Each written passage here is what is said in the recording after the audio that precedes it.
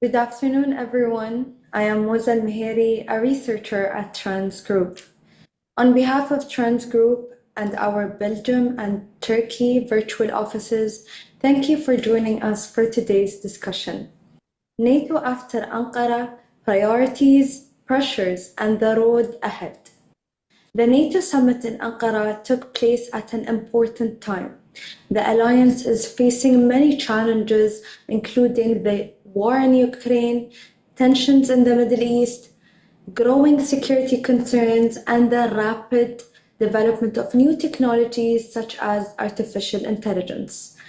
The summit focused on strengthening NATO's defense, increasing military investment, improving cooperation among allies, and making sure the alliance is prepared for future challenges. At the same time, NATO is working more closely with partners beyond Europe, including countries in the Gulf and the Indo-Pacific, showing that today's security challenges are more connected than ever before. Today, we will discuss some important questions. What were the main outcomes of the Ankara Summit? What do they mean for NATO's future, and how will the alliance respond to today's changing security environment?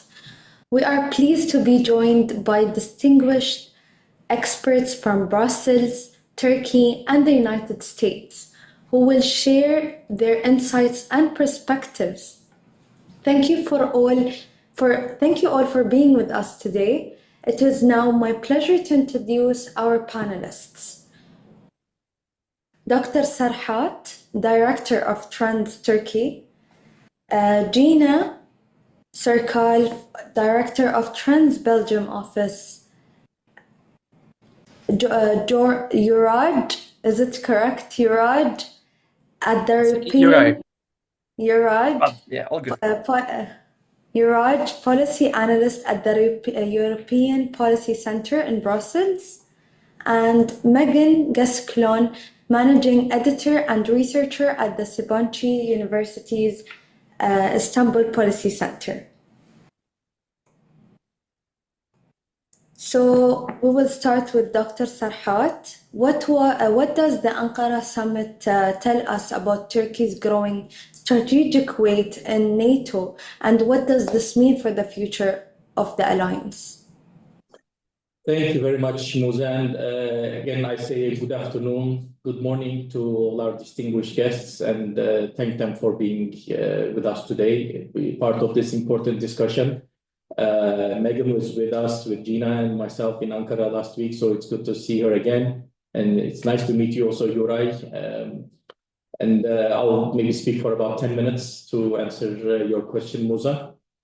So in terms of Turkey's growing strategic weight, there are structural drivers, I think, for Turkey's growing clout in the alliance beyond rhetorical ones that we've heard for some time now. I think as the US shifts toward, extended nuclear deterrence and reduces or intends to reduce its conventional footprint in Europe, the EU and Canada, because that combination is increasingly being, phrased and amplified in the discussions, EU and Canada are formally taking over the bulk of, conventional territorial defense in what's now called NATO 3.0. So to briefly recap, NATO 1.0 was fundamentally about collective defense of Western Europe against the Soviet Union and communism during the Cold War. NATO 2.0, which emerged after the collapse of the Soviet Union and the Warsaw Pact, focused on eastward enlargement by bringing in former Warsaw Pact countries into the fold, integrating them into the Euro-Atlantic security architecture. It also marked a shift toward expeditionary, operations, primarily in the Middle East and North Africa, counterterrorism, and the more interventionist posture, as demonstrated by, operations or the war against terror in Afghanistan, Syria, and Libya, alongside broader efforts to promote democratic, governance and regime change under the then U.S. President George W. Bush's doctrine of global war on terror. Today, what we see is that we're entering into what's called NATO 3.0. Yeah. So this phase is characterized by United States strategic reorientation toward the Indo-Pacific region. It's been renamed as, and some people call it Western Pacific, some just the Pacific, some Indo-Pacific, depends on what viewpoint you're looking at from, and long-term competition with China. So all the while, of course, expecting its European allies to assume far greater responsibility for their own defense. So that means that rather than serving as Europe's primary security guarantor, Washington increasingly sees itself as an enabler and a strategic backdrop, especially at the nuclear level.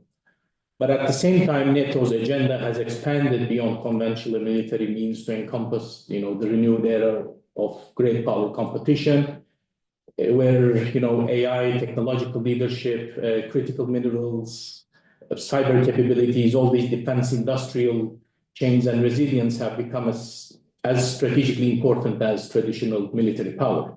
So this is the actual mechanism that gives, I think, Turkey's army, the defense industry, military complex, and the NATO standard experience a renewed bargaining value within the NATO alliance. So I think the Ankara Summit, from that perspective, confirmed something that's been developing for years now, that Turkey is no longer viewed simply as NATO's southeastern flank or a frontier state, but increasingly as one of the alliance's central pillars because of its eastward and southward shift, and especially in the alliance's focus. This is inevitably so because NATO faces much bigger and broader range of security challenges than it did even 5 years ago. No need to name, but just to say a few: Russia, Middle East, hybrid threats, maritime security and supply chains. And fortunately, or maybe unfortunately, Turkey sits at the intersection of all these theaters, which naturally increases its strategic importance. So geography, I think, still matters there. And it mattered always, but I think, and it's still Turkey's greatest asset, but this is also reinforced by capabilities. What can we deliver in a given time frame in terms of defense industrial production capacity and operational capacity. So some political outcomes of the summit, I think, reinforce this trend. President Donald Trump's announcement that he intends to lift CAATSA sanctions and resume closer defense cooperation with Turkey, represents a substantial improvement in bilateral relations. Is also a confirmation and recognition that excluding Turkey from the defense alliance, the Western defense architecture, is unproductive. I'm not going to go into the details of the technicalities in S-400s versus F-35s and the CAATSA and the AA and all that. If time remains, maybe we can discuss these later. But there is an intention and a roadmap in that direction, which is clearly a renewed strategic cooperation between NATO's biggest army, the US, and the second biggest army, Turkey. So when we look at the EU, for instance, there are some challenges because EU, arguably, maybe our participants will talk more about this, sits at the center of NATO more than it ever did before. I think because there is an added emphasis and the requirement for Europe to now quickly come up to speed on defense industrial capacity, rearm, re-industrialize, and remilitarize in one way or the other, whether for good or bad. That's another discussion point.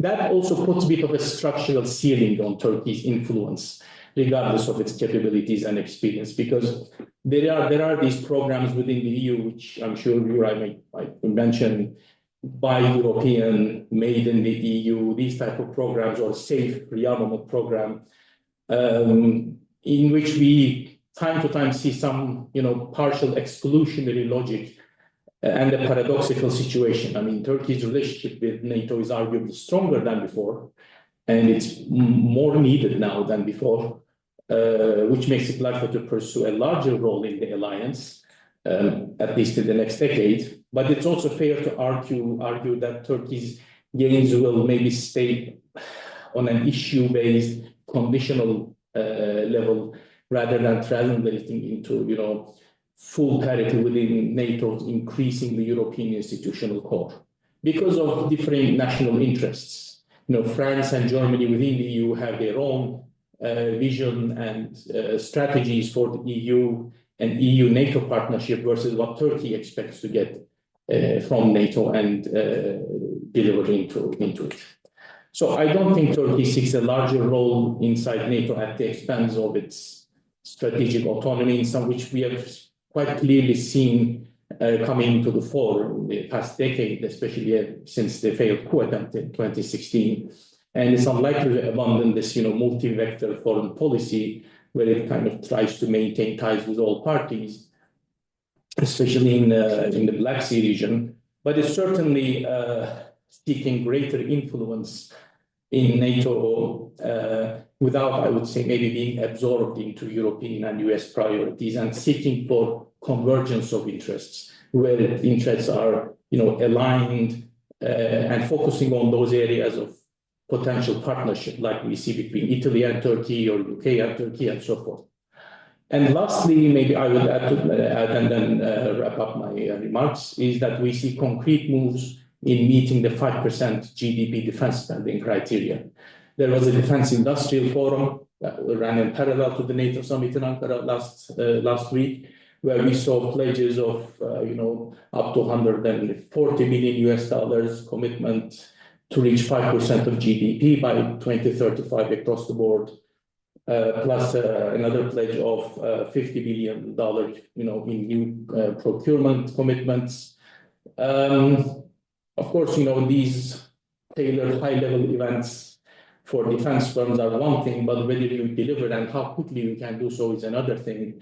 So I think we begin to see some real concrete outcomes from them, like between Leonardo, Piaggio Aerospace, and Turkey's Baykar, or with France, Safran, I think, and maybe I forgot who produces the Aster missiles, maybe MBDA, and again Roketsan. So, but in any case, I think the direction is clear. Again, more than half of Turkey's exports go westward. So that relationship is going to develop and become more prominent. Thank you. Thank you so much, Dr. Sarhat. The second question, the second speaker is for Gina. One of the notable developments at this year's NATO summit was the increased attention to the Istanbul Cooperation Initiative, so including the first ever meeting between NATO leaders and the foreign ministers of the ICI countries. Looking back at the summit, do you believe the ICI has entered a new phase?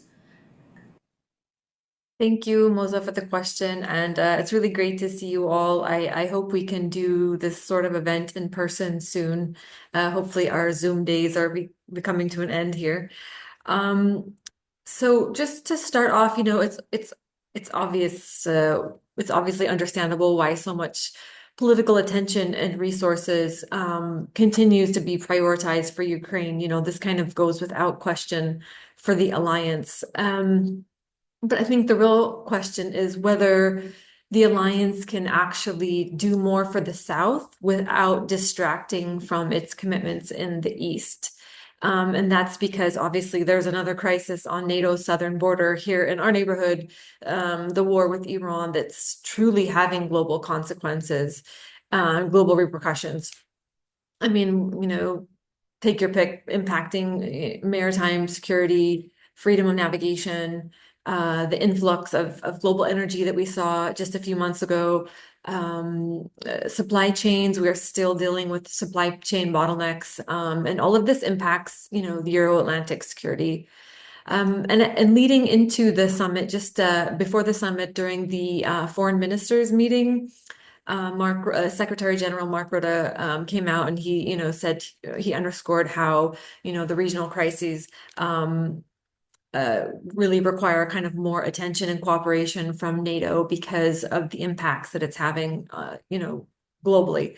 A similar sentiment obviously was shared by Belgian Foreign Minister Maxime Prévost, who said the stability of the Gulf with regards to the attacks from Iran was closely linked to Europe's stability as well. So back to your question, that during this year's summit was the first time that Secretary General Mark Rutte, along with the Deputy Secretary General, they met with all of the foreign ministers of the Istanbul Cooperation Initiative. They were all together in Ankara. And I know we have some of our interns here today, and for the audience in general, just a reminder on the ICI. This was established back in 2004 during around the time of the Iraq War and the global war on terrorism. And the countries that joined in the GCC were Kuwait, Bahrain, Qatar, and the UAE. And Saudi Arabia and Oman, they chose not to formally join the alliance, but they tend to kind of, link up and kind of engage more selectively. But I think, last week's discussions with the foreign ministers of the ICI nations, along with NATO's top leadership, it showed, that the development, they focused on the Middle East, on the impacts from the Iranian attacks, and talked about, strengthening security cooperation between NATO and the Gulf countries. And one of the more concrete outcomes that came out of the meeting was the launch of a new NATO ICI flagship projects. They focus on, array of issues, maritime security, counter drone capabilities, which is, paramount right now in the region. As you can see, I mean, just we're having attacks every day still. Also, protect as well as protection against chemical, biological, radiological, and nuclear threats and counterterrorism.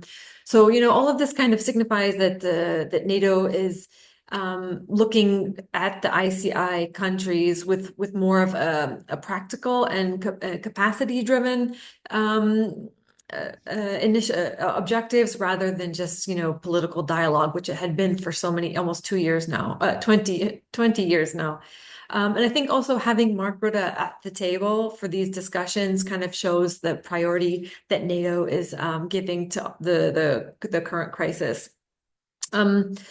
But, looking at the ICI in 2026, this was never supposed to be some sort of security guarantor for the Gulf. It was never designed to be that. But it does have its limitations.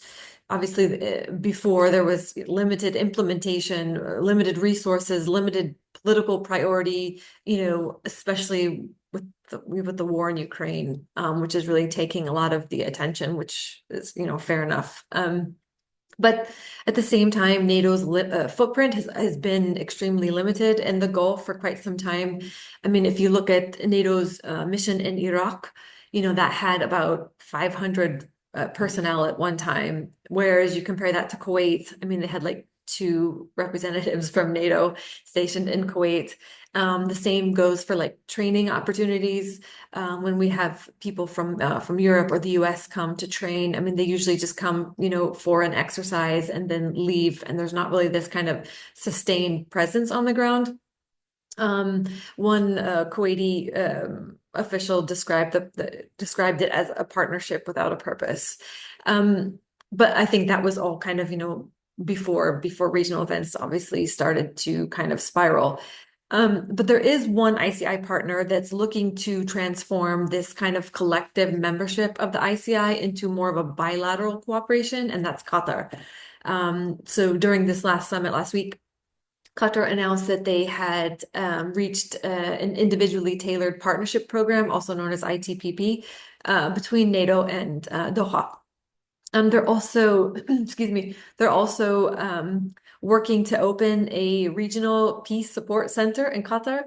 The details on that are very limited about what that's going to look like or the function that it's going to have, but it obviously signifies that the momentum is moving in the right direction, and that's probably really driven by a lot of the regional instability. So, these flagship projects, plus the ITPP with Doha, it kind of signals that NATO is moving away from more of this kind of like broad political dialogue to more kind of like need-based, adapted, capability-driven partnerships with the Gulf, which it desperately needs. That being said, coming out of the 2026 summit, it's still important to remain realistic. NATO will never replace the United States or any other kind of bilateral security partnerships in the Gulf. And, the Gulf states obviously understand that, their foreign policy is very kind of pragmatic anyway. It's very issue-based.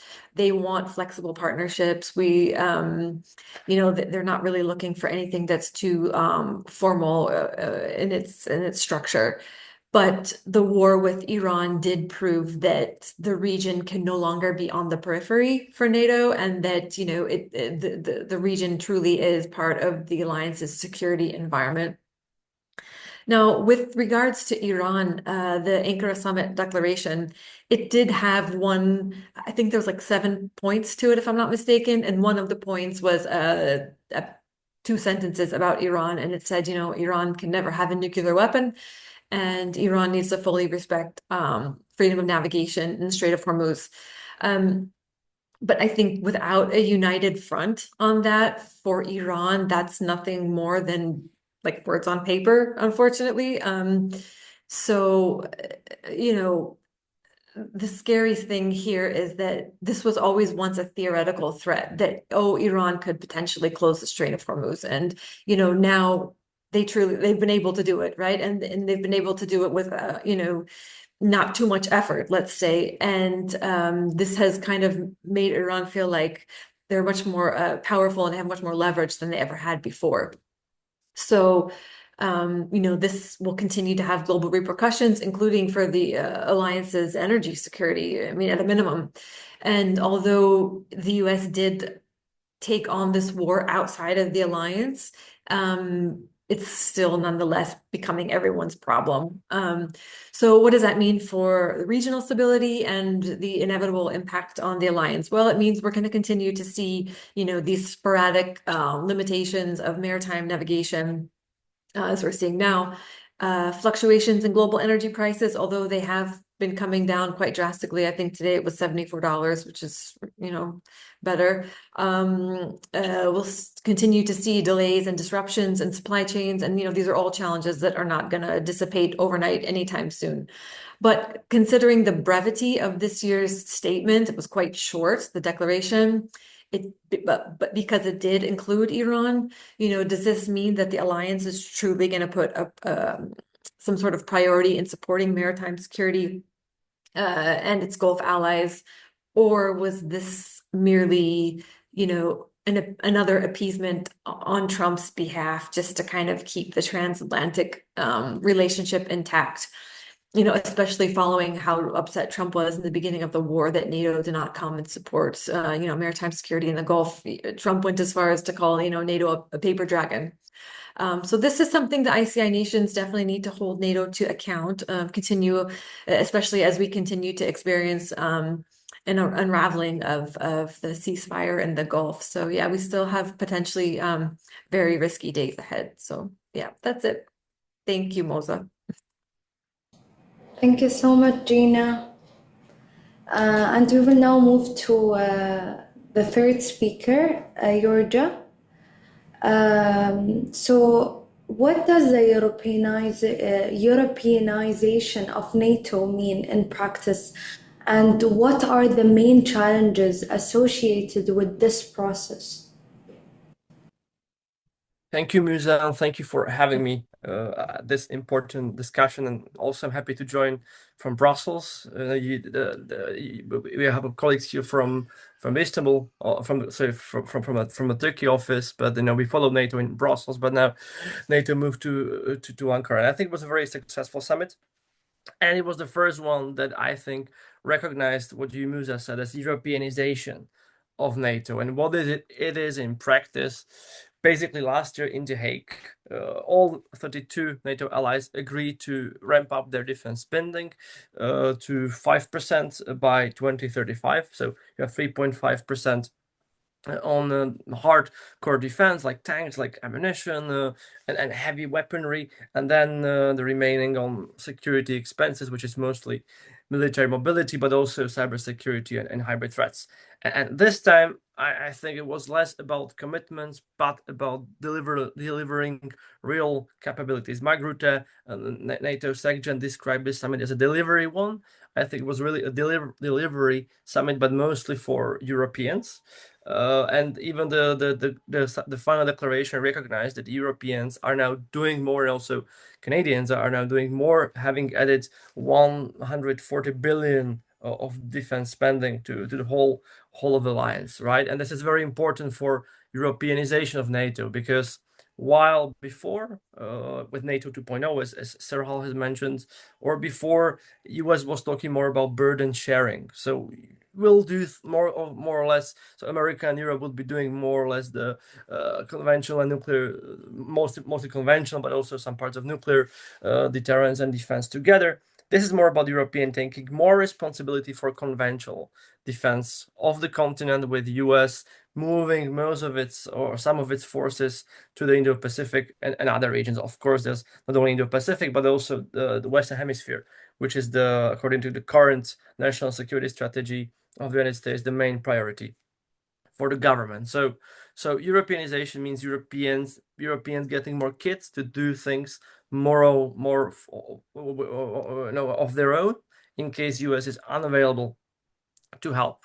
And so that's why what was more important, I would say, than the discussions after that, the NATO summit, during the NATO summit, was the NATO Industrial Forum that took the central stage this time, where serious capabilities were announced, like the new AWACS planes for NATO that won't be made by Boeing this time, but by Saab, which is a Swedish company. With their Global Eye airplanes, it's NATO's ear and eyes in the sky. Of course, combined with the US-made Triton drone. I think it's produced by Northrop Grumman. There will have been also announcements on drone production and drone trainings, also strategic airlift and air-to-air refueling. And I think these announcements are useful, but they are largely symbolic. And for two reasons. First, of course, we need these capabilities, and we depend as Europeans on all these capabilities, mostly on our American allies. But even if we announce that we are getting them, it doesn't mean that we will get them tomorrow, right? That these, for instance, these planes, these new AWACS planes, are supposed to arrive in 2030, right? So this Europeanization of NATO, so the process of Europeans getting more stuff takes some time, and it's good that we made a critical announcement in Ankara, but doesn't mean that we will have these capabilities overnight. And second, what I see as a problem of Europeanization of NATO and also of European defense, and Sir had mentioned that briefly about the different EU programs on defense, and I think is that while we have big announcements of buying high tech, big ticket items together, when you look down the supply chains, you look at other capabilities like tanks, even drones, missiles, and things like that, you won't see a lot of joint procurement, a lot of countries buying things together.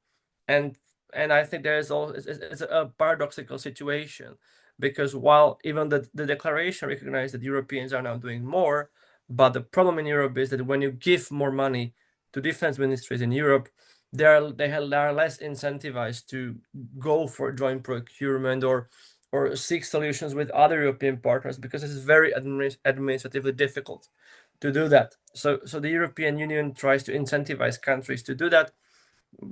Sarah had mentioned the SAFE program, which is 150 billion, where you must have at least 2 or 3 countries to buy things together, and that's to pull demand and to create pressure on European defense industry, or to push European defense industry to scale up, because you bundle the orders, and this is the logic.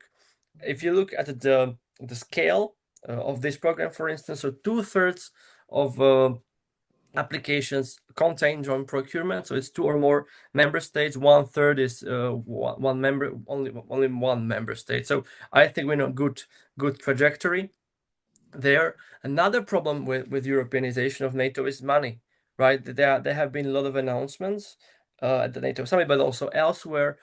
But if you look at Germany, for instance, that last week decided that it would borrow almost 800 billion euros with its AAA rating on financial markets. It's very good. It's commendable.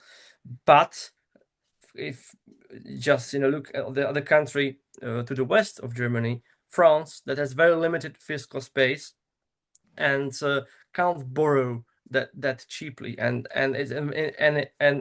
in contrast to Germany, is a country with a strategic culture and with nuclear deterrent that's very important for European defense, and they are unable to increase their defense spending. They don't have this fiscal space. Same goes for the UK, that was unable until very recently to adopt its defense programming in law recently. So there are countries that cannot not really increase their defense spending in Europe that swiftly, which brings me to another point I wanted to make, and why I think this summit is so essential for Europeanization of NATO. And these are the 2 initiatives announced at the summit on defense financing. First one is Defense Security and Resilience Bank, led by Canada and Luxembourg, which is I would say quite revolutionary idea. It's a group of countries, a coalition of the willing, that will issue a joint bond technically, and they will channel this money to different countries that are most of them are NATO. All of them are NATO allies, I think, including Turkey. Correct me if I'm wrong, but I think Turkey is also part of this initiative, where they will use this money to buy the kit they need. The problem a bit with this initiative is that there is no requirement of joint procurement, so we can end up in a situation like we have in Europe, that the more money different defense ministries have, the less tempted they are to work together. But I think if it's well combined with another initiative announced at the summit, multilateral defense sorry, I forgot the full official name, but it's multilateral defense framework, I think, announced led by the UK and with Netherlands, Poland, and Finland. So this is to bundle and coordinate orders for joint procurement of these countries together. So I think when if NATO manages to do both joint procurement and also somehow in coalition issue common bonds to ramp up defense investment, I think we will be in much better position in Europe. And it's quite paradoxical, because usually you would see, and we always used to say that NATO is here to provide capabilities, command and control, and standards, and EU can do the rest, right? Sir had said that the EU sits in the center now of all this defense drive, but I'm quite skeptical about that, because the EU has massive administrative power. It has important financing arm,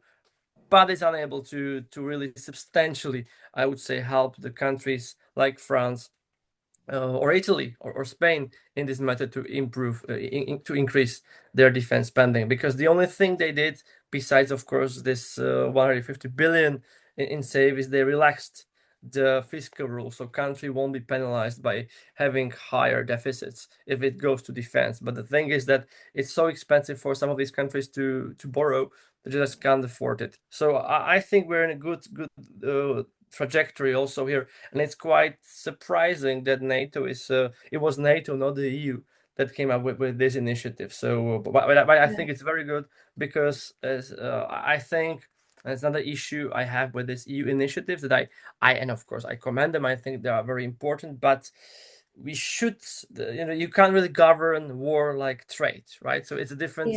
You really need to be prepared for a high intensity conflict, and for that you need a large industrial base. And Europe doesn't. European defense industrial base is not big enough. You need Americans, but also you need the Turks, and also you need countries elsewhere. So this exclusionary policies, I think that this is something that needs to be tackled as well. But this is just my my view on the Europeanization of NATO and more of an industrial focus in a nutshell. What do you think, like, what are the implications of the concept of NATO 3.0 and the proposed US approach of providing more limited conventional support while remaining Europe's ultimate nuclear guarantor? Is such an arrangement visible and sustainable? This is something that has been proposed by and conceptualized by Deputy Secretary of Defense Albert Colby. And it's as you said, Musa, it's basically a deal between Americans and Europeans in which Americans would focus with less conventional capabilities on Europe, but still remain and maybe even expand their nuclear guarantees on the continent, while Europeans be taking care of the all conventional deterrence, right? And it sounds very nice, but I'm quite worried and very skeptical about this initiative, because what the conventional and nuclear deterrents are interlinked. So I think to have some control over nuclear escalation, you need to have some control over conventional war fighting as well. And I will use a very specific practical example to illustrate that. The Tomahawk missiles that the US was supposed to deploy in Europe, I know they are conventional, they do not have nuclear warheads, but given their range and their payload, they can also target Russian nuclear silos, for instance, or in Belarus, where they have tactical nuclear weapons, or in Russia itself, which changes and has several implications for nuclear deterrence, right? And if you don't have these capabilities to sort of have multiple options besides nuclear escalation, if you deprive yourself as the United States of means to sort of dictate escalation in Europe and lead in conventional warfighting, you can end up in a situation where, let's say, Europeans will be losing on the battlefield, and they would ask their American allies to use their nuclear deterrent. But then would US would US do that, right? Would they, and this is the eternal question of NATO nuclear deterrence, would US trade Chicago for Narva, right? These are these questions, because they will deprive themselves of this conventional capacity. So I think it's a good idea, but from the outset. But I think if you dissect that, it needs to be, I think, reconceptualized a bit from the American perspective. And also, just very last point on that, Europe, it doesn't have to. It must not involve a rapid US withdrawal from Europe. I think it has to be phased so that Europeans can build enough conventional capacities, but also Europeans should also include their nuclear capacities. But there's another story. Thank you so much. We'll move to the fourth speaker, Megan. In what ways did the Ankara Summit reshape the role of the United States within NATO? And to what extent do the key takeaways from the summit align with the Trump administration's foreign policy priorities? Great. Thank you, Mosa, for that question. And of course, thank you to Trends, especially Serhat and Gina, for organizing this webinar and for inviting me to take part. Well, first off, we see from the Ankara Summit, of course, the US is still the dominant actor in NATO. Of course, Europe has extremely, let's say, scaled up their defense spending and their willingness to take part in military or the military deterrence defense capabilities of the NATO alliance. But of course, they are collectively, the European states and Canada are still only spending like 40 to 45% of all of NATO's, or contributing 44 to 45% of NATO's budget. And of course, the US, as one of the founding members and sort of architect of NATO, a lot of the Mechanisms within the alliance, of course, are dependent on the United States, even if it's just something as, I mean, not minor, let's say, but something as procedural as just submitting the like prospective members' membership declarations to the United States Congress for approval. As Yarash already mentioned, we're in this sort of NATO 3.0 as deemed, well, now, of course, by NATO Secretary General Mark Rutte, but originally by the Undersecretary of War in the United States, Eldridge Colby. And sort of, I think Yarch already had a good explanation of what NATO 3.0 kind of means. I think that the US perspective isn't really going to be any different, so I'm not going to really go into that. But as Gina already touched on a little bit, of course, I think it was paragraph 4 or 5 of the Ankara Summit Declaration went into a few, or let's say a few points on the war in Iran, which prior to the Ankara Summit was not really considered a NATO issue. I mean, still, it's not really a NATO issue because it's outside of area, outside of the scope of the alliance. But at least all allies agreed to at least touch the subject a little bit, let's say. Because prior to that, there were some meetings among NATO members and other US allies about what the war in Iran meant for them, how they could or could not get involved. But largely, this is a very varied issue among allies and a huge point of contention, even though, of course, allies agreed that they were united in the sense that they would support the freedom of navigation of the Strait of Hormuz. Of course, we don't have any guarantees behind what this freedom of navigation means, but at least in principle, we can say, of course, they all support freedom of navigation. And of course, that Iran shouldn't have any nuclear weapons. Which is, of course, also shows the political weight that the United States still has within NATO, and that the allies are very much willing to sort of, let's say, how do I say this diplomatically, to, support what Trump kind of visions for the alliance moving forward. We also already covered, the shift to Europeanization of the alliance and how it, Europe went through some of the capabilities that the alliance announced at the Ankara Summit. And it was a big move for European defense contractors. Of course, collectively, there were, Mark Rutte said that there were $50 billion of capabilities defense contracts that they agreed to. But of course, these are over time. And in the meantime, most of these kind of capabilities did reflect some shift towards European defense contractors, such as the decision to purchase, I think it's 10 of the Saab Swedish-made Global Eyes. But of course, there's still one of the other like big purchases that a lot of people are pointing out, and the NATO pointed out is this the U.S. made MQ-4C Triton, which is used for surveillance, intelligence, and reconnaissance, which is, of course, a huge capability that the United States has a big edge on within NATO. But I will point out, at least I don't know whose decision this was with the NATO, probably the Secretary General. There's a small note in sort of the announcement that there is some Airbus capability. Airbus is going to contribute the ground components of these for some data management and stuff. So, there are at least a bit of an emphasis that even though the alliance is taking these capabilities from the US, of course, there are still some European contributions.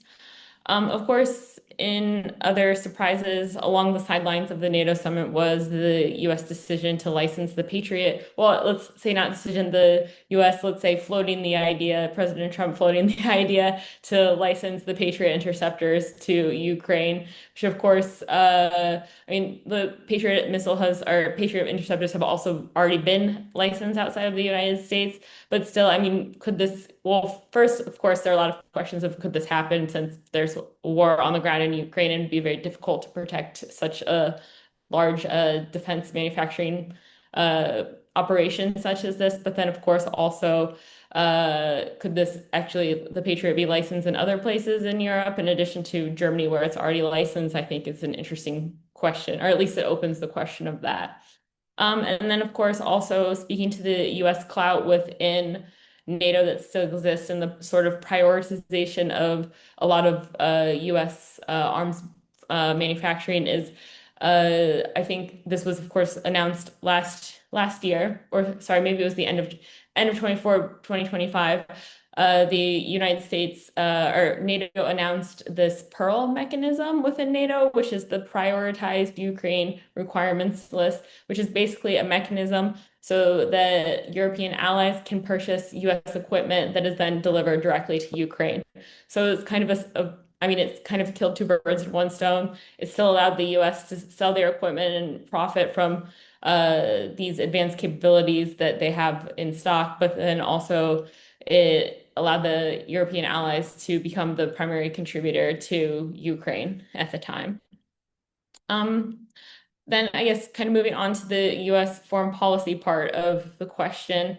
Of course, US foreign policy is, let's say, a little bit everywhere in some regards. Of course, Trump is the America First president.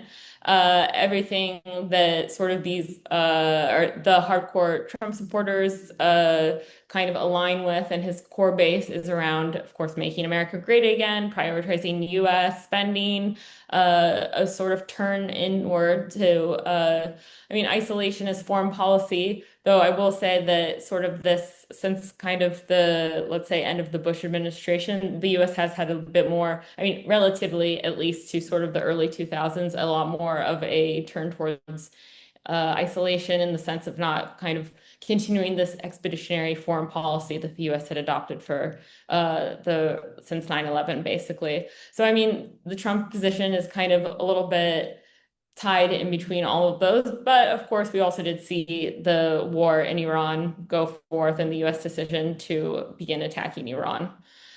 So that also kind of goes against, of course, America First, which has also upset a lot of Trump's base and has also been one way in which the US Congress, which of course both houses are controlled by the Republican Party, Trump's party. This is one way that the US Congress has spoken out against the Trump administration, and they issued a formal rebuke through the condemnation through the War Powers Resolution Act, because, of course, Congress does have the right to declare war, not the President of the United States. But in practice, these days, what constitutes, or what, I guess, how much troop deployment, how much we're going to war, let's say, is kind of more concentrated in the executive branch of the US government. I guess also kind of in tandem with, we see this isolationist rhetoric on the one hand, but then in the US before Trump took office, I think it was in 2023 or 2024 that the US government, Congress voted or moved to make within the National Defense Authorization Act that the Senate needs to approve any withdrawal from NATO, which of course was a big check on the presidency, that the president can no longer unilaterally withdraw NATO. So even, all of these boisterous remarks from Trump that that, we could leave NATO, this actually couldn't really happen unless he got Congress involved, which is very unlikely to withdraw the US from NATO, at least for now, let's say. So sorry, I'm just looking through my notes. I think I've already gone to 10 minutes, but just one more point that I wanted to make real quick. Of course, we see a lot of criticism about how the European powers aren't spending enough. Of course, like we've already said, the US does spend significantly more proportionately than Europe. But at the end of the day, the United States isn't up to the 5% mark. So the United States does have a lot of work to do in order to meet the 5% mark of GDP. Of course, borrowing by the US government is a completely different topic within Europe from the United States. I mean, I think is very, very well known about how much the United States is in debt. And of course, this is a huge political issue within the United States itself. And I mean, I think that, of course, if we're putting it against national security versus debt, there is more a prioritization of national security versus more debt. But then, of course, spending money at home versus abroad is the more important debate, I think, domestically, at least within the United States, that we'll see kind of as a bigger part of resistance, maybe in sort of defense spending. But still, compared to Europe, I would say the public has a still relatively larger appetite for increased defense spending, we can say. Yeah, I'll just wrap it up there, and if there's anything else, we'll continue then in the questions. Thank you so much. Thank you to our distinguished guests for their valuable insights, and thank you for joining us today. We look forward to welcoming you to our Trends events, future Trends events.